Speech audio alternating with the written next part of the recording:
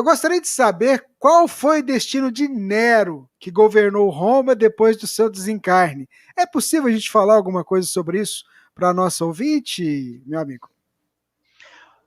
Talvez exista algum romance, eu desconheço, que trata sobre a história de Nero. Só que esses romances que apresentam a história de determinados personagens famosos acabam sendo uma informação muitas vezes colhida de um espírito só.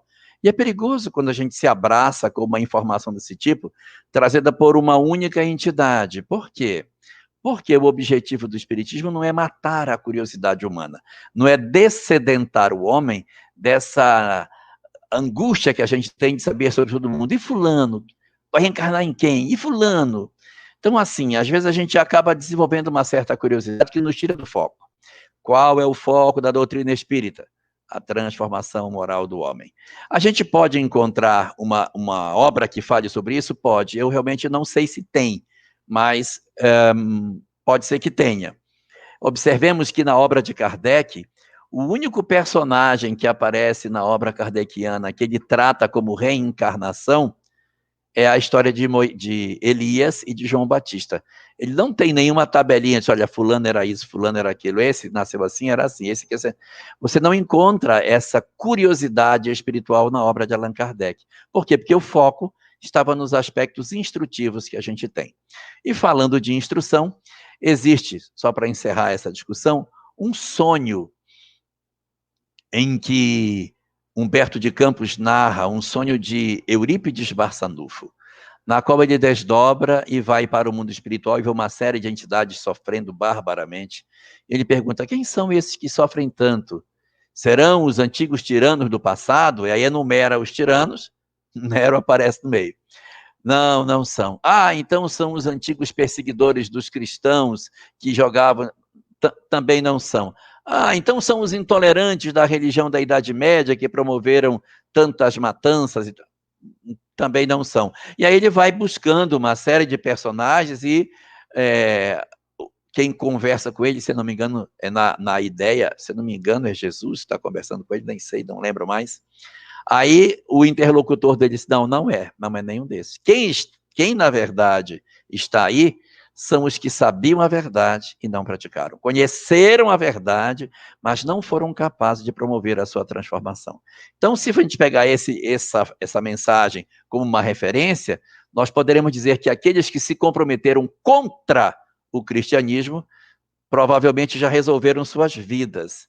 Ainda se debatem no processo de dor e de sombra, não os que eram inimigos do Cristo, mas os que eram indiferentes, os que estavam adormecidos espiritualmente e que não perceberam, porque aqueles que atacavam sua doutrina sofreram processos de angústia muito pesados depois da sua desencarnação e que impulsionaram esses espíritos ao progresso.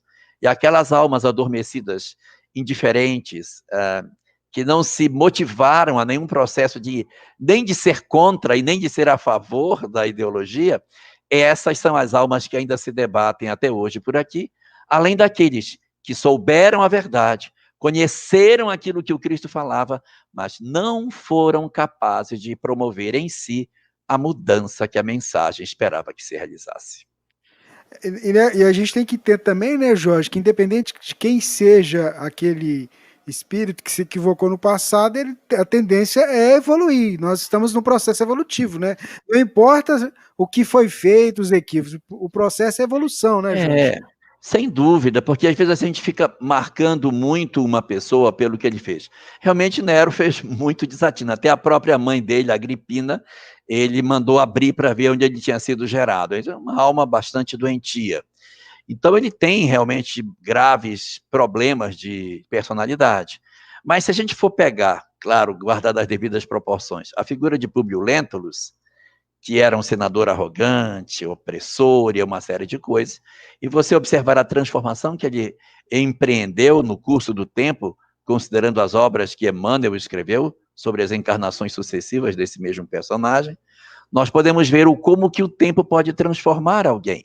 Então, Nero hoje não é certamente o Nero do passado.